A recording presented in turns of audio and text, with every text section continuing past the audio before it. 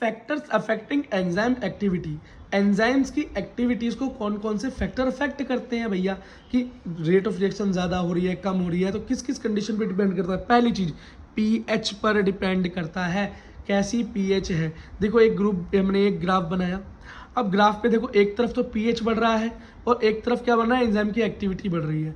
हमने देखा बेटा पीएच के किसी एक पर्टिकुलर लेवल पर हमारी एक्टिविटी बहुत ज़्यादा है, मैक्सिमम एंजाइम की एक्टिविटी नजर आ रही है हमें इस पीएच पर, तो इस पीएच को हम ऑप्टिमम पीएच बोल देते हैं।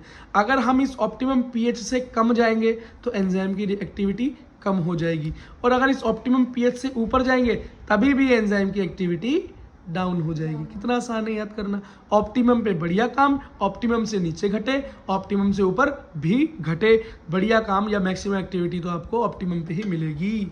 आसान है याद करना। अगला फैक्टर टेम्परेचर है। टेम्परेचर देखो वही मैंने एक ग्राफ बनाया, एंजाइम की एक्टिविटी, इस तरफ टेम्परेचर बढ़ रहा है, तो हमने देखा एक पर्टिकुलर टेम्परेचर पर एंजाइम की एक्टिविटी मैक्सिमम दिखाई दी, तो वो उस टेम्परेचर को मैंने ऑप्टिमम टेम्परेचर बोला। अब ऑप्टिमम टेम्परेचर से डाउन गया तो क्या हो गया भैया, ठंड हो गई, ठंड में तो मेरा एंजाइम इनएक्टिव हो जाता है, तो एंजाइम की एक्टिविटी घट गई।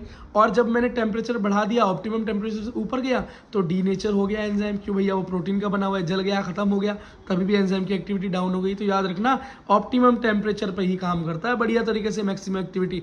डाउन जाओगे तो खत्म, अप जाओगे तो खत्म, ठीक है। अगली चीज़ है कंसंट्रेशन ऑफ सबस्ट्रेट। जो सबस्ट्रेट हमारे एंजाइम के साथ जुड़ रहा है, अगर उसका कंसंट्रेशन कम है, हल्का है या ज़्यादा है, उससे क्या इफेक्ट पड़ता है। तो याद रखना कंसंट्रेशन सबस्ट्रेट का जितना ज़्यादा होगा, जितना ज़्यादा होगा हमारा रेट ऑफ रिएक्शन उतना ज़्यादा होगा, हमारा एंजाइम उतना ही अच्छा काम करेगा, और जितना कम कंसंट्रेशन होगा हल्का, उतना ही कम काम करेगा। ये नॉर्मल चीज़ है।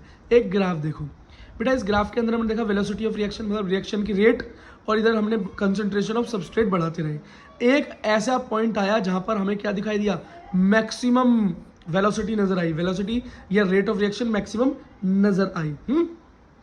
अब ये बहुत आगे जाकर हमको मिला, तो हम तो इतना लंबा चौड़ा पढ़ नहीं सकते, तो हमने इसको क्या किया, हाफ वे, मिड वेव में ले लिया। तो मिड वे मतलब आधे रास्ते में, जब आधे रास्ते में इसको लिया गया तो इसको क्या बोला गया, वी मैक्स बाय 2, मतलब मैक्सिमम वेलोसिटी यहाँ प्राप्त हुई थी, उससे हाफ रास्ते पे ले आए तो वी मैक्स बाय 2 कहा गया। और इस चीज़ को ये तो ऑप्टिमम टेम्परेचर हो गया मेरा, जहाँ पर मस्त ऑप्टिमम कंसंट्रेशन हो गया। तो इस जो हाफ कंसंट्रेशन है, हाफ कंसंट्रेशन जो है इसको हम क्या बोलते हैं, KM बोलते हैं। इनको ढूंढने वाले साइंटिस्ट का नाम क्या था, मिकेलिस मेंटन कांस्टेंट। तो कांस्टेंट अपने नाम के आगे उन्होंने लगा दिया है, तो ये कौन है, मिकेलिस मेंटन, ठीक है। तो ये KM, ये किलोमीटर नहीं है, ठीक है। और ये क्या होती है, हाफ कंसंट्रेशन, फुल कंसंट्रेशन की हाफ क्या होती है, वी मैक्स बाय 2।